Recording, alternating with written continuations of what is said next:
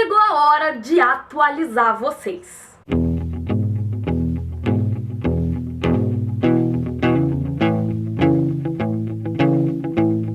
Oi, meu nome é Camila e hoje eu vou atualizar vocês sobre aquela minha lista de melhores de 2017, né? Se você não esteja aqui no canal desde o começo do ano, basicamente, a lista é onde eu vou anotando, por ordem de preferência, os melhores livros que eu li no ano. E ela começou logo no começo do ano com os 10 primeiros livros que eu li em 2017, que automaticamente já eram os 10 melhores. À medida que eu fui lendo outras coisas, a lista foi mudando bastante. E agora, meio do ano, julho, eu vou aí falar como ela está nesse momento, pra depois só voltar em janeiro de 2018 com a versão finalizada da lista. Tem mais delongas então, desculpem pela minha voz esquisita. Nossa, agora ela ficou mais esquisita que nunca. Mas sem mais delongas, vamos ao 10º lugar. E nele está Americana, da Chimamanda Ngozi Adichie. Nossa, falei rápido dessa vez. Fiz resenha pra esse livro aqui no canal, vou deixar o link na descrição do vídeo. Esse livro foi um super aprendizado, foi uma experiência completamente nova. Foi meio que assim, eu saí um pouco da minha zona de conforto pra ler ele. Eu gostei bastante. Já em 9º lugar tá um queridinho meu agora desses últimos tempos, que é o The Unexpected Everything, da Morgan Matson. Eu ainda não fiz resenha dele, mas eu vou fazer um vídeo onde ele aparece em breve. E esse livro aqui é delicioso, ele é daquele tipo de história que é bem verão, bem jovem. Eu falei dele no meu vídeo de leituras de junho, se eu não me engano. Então se você quiser saber mais sobre o que ele se trata, clica lá, vou deixar aqui na descrição também. Mas esse livro, assim, é um raio de sol, gente. Bem gostoso mesmo. Vocês sabem que eu não leio muito, assim, young adult contemporâneo, essas histórias mais reais, assim, mais tipo nesse mundo. Mas esse aqui me deu uma vontade súbita de pegar pra ler. Eu acho que eu tava precisando de uma leitura, assim, mais leve. E ele foi incrível. Eu não tava esperando que eu fosse gostar tanto assim, então fica aí a recomendação. Infelizmente ele ainda não foi publicado no Brasil, Dedos Cruzados, quem sabe. E em 8º lugar tá outro que, meu Deus, eu não estava esperando gostar desse livro, tipo, nem um pouco, que foi A Melodia Feroz, da Victoria Schwab. Gente, a minha história com essa autora, vocês sabem. Eu comecei lendo lá não sei quantos tons mais escuros de magia, gostei mais ou menos, fui ler a continuação, eu odiei a continuação, abandonei a série. Daí fui pegar Guardiã de Histórias esse ano, puta merda, detestei mais ainda. Tanto que foi, acho que o livro que eu mais detestei esse ano. E aí eu peguei esse aqui e eu pensei, gente, o mundo ama essa mulher menos eu. O que eu vou fazer se eu não gostar desse livro? E eu amei. O livro é muito bom, gente. Ela levou aqui a distopia pra um novo nível. Eu vou gravar a resenha disso aqui porque é necessário gravar a resenha disso aqui. Mas só pra fazer um sumáriozinho aqui a gente tá num futuro aí, né, enfim, distópico, onde a sociedade se reorganizou. E numa das capitais aqui dos novos territórios, aconteceu um fenômeno e sempre que alguém cometia um crime, um monstro surgia desse crime. E eu tinha entendido que a cidade se dividia, do tipo, um lado são monstros, o outro lado são humanos, mas não é bem assim. A cidade é dividida mais por 2 caras que querem liderar a cidade de formas distintas, porque cada um tem uma visão distinta de como liderar a cidade. E aí a gente tem aí inserido na sociedade esses monstros, inseridos naquelas, né, porque eles são tipo monstros, né, dá um pouco de medo, mas eles estão lá. E aqui a gente tem 2 personagens e eles são os filhos de cada um desses líderes aí, né? Então a gente tem a visão de cada um deles, assim, bem diferente, e eles acabam se unindo de uma certa forma. Gente, é bizarro de tão bom que isso é. E os personagens são incríveis. E eu não vou ficar me alongando muito, porque como eu falei, eu vou gravar a resenha dele. Mas a continuação, Our Dark Duet, acho que vai ficar como o nosso dueto sombrio, talvez. Não sei quando vai ser lançada no Brasil, mas acabou de sair lá fora, eu já encomendei, claro. Então assim, leiam, sério. E em 7º lugar a gente tem A Maldição do Vencedor, da Marie Rudkowski. Já fiz vídeo falando sobre essa trilogia como um todo aqui no canal, vou deixar no link na descrição também. Aqui já é mais aquele tipo de livro que eu tô sempre lendo, é aquele tipo de fantasia que você passa num mundo assim diferente do nosso.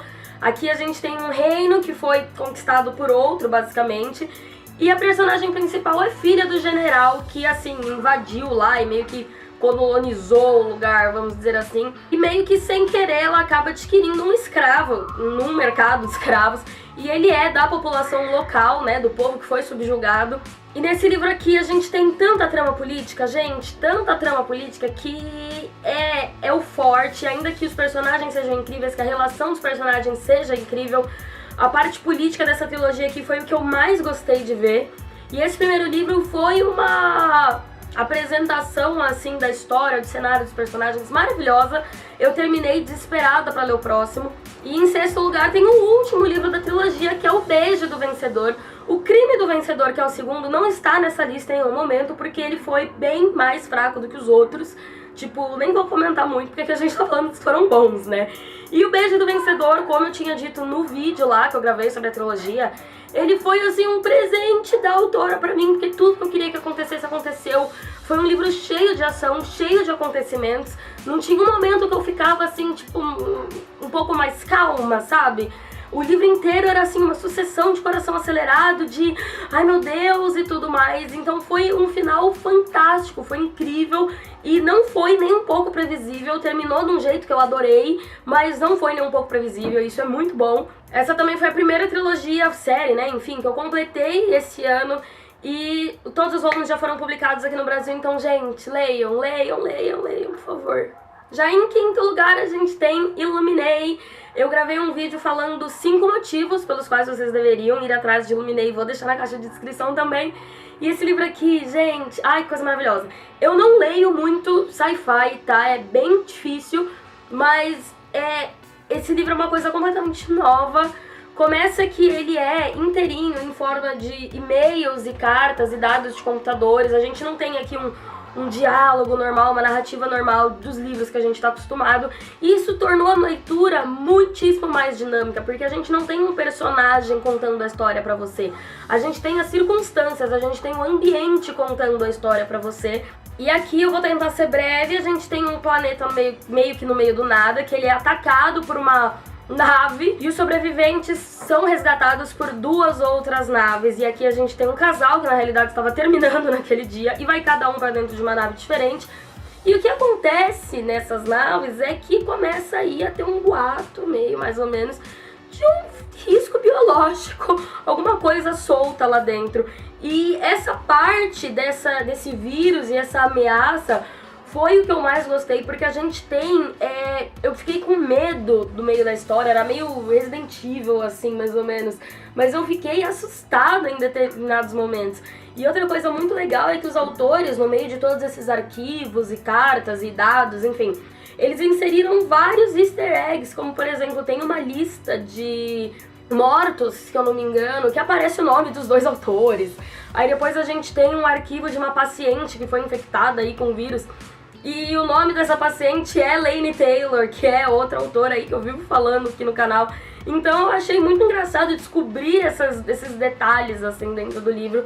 Então isso aqui foi uma experiência completamente nova. Eu comprei a continuação, não me perguntem porque eu não li ainda. Eu até poderia ter escolhido ele para Maratona Literária de Inverno, porque a capa dele é completamente azul. Mas não sei, acho que eu não tô pronta ainda, até porque ele é muito grande.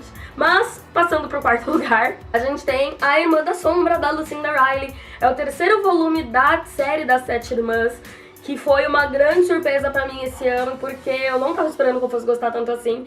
E esse 3º volume aqui a gente acompanha a 3ª irmã, no caso, que é aquela mais tímida, o nome dela é Star, ou como traduziram, Estrela. Mas ela é mais tímida, ela sempre viveu à sombra da outra irmã dela.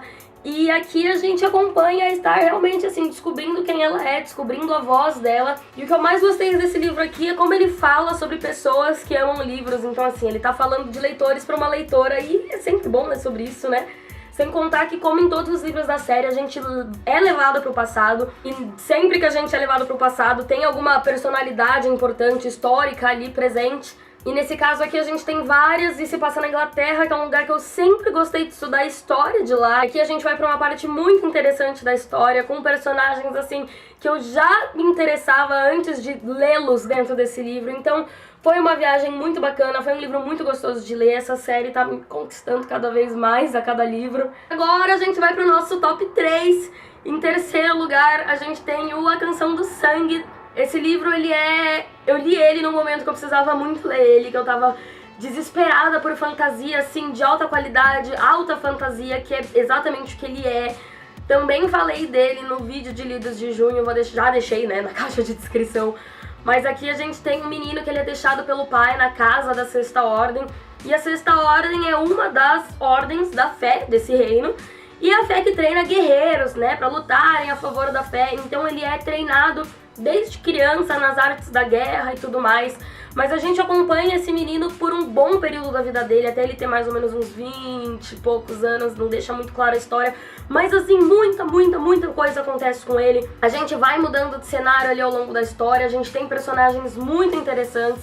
E ele mesmo, como protagonista, foi um dos melhores protagonistas que eu encontrei esse ano. O livro, ele tem suas partes mais lentas, mas ao todo ele tem, assim, um bom ritmo.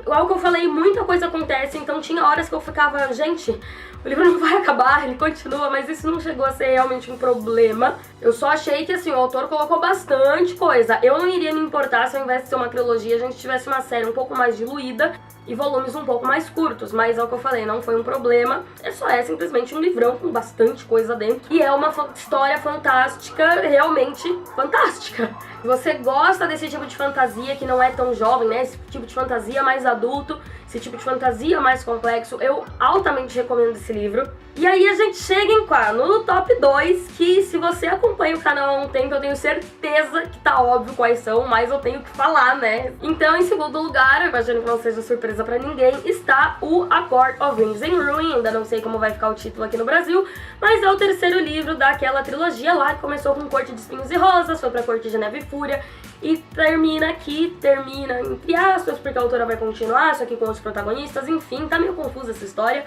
Mas aqui a gente tem esse terceiro volume, onde a gente tem o desfecho, então, da história da Feyre, do Rhysand, de todos esses outros personagens das cortes aí. E, gente, não foi tão bom quanto Corte de Neve e Fúria, que inclusive ficou em primeiro lugar na lista do ano passado. Mas foi muito bom, foi um desfecho que eu gostei muito. Teve muita gente que ficou decepcionada, chamou o livro de medíocre e não sei mais o que.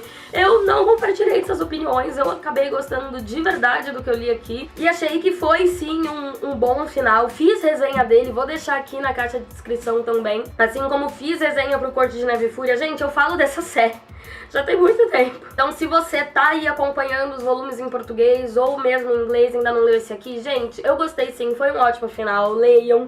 E em primeiro lugar, e esse sim eu tenho certeza absoluta que não é surpresa pra ninguém, tá o Winter Song.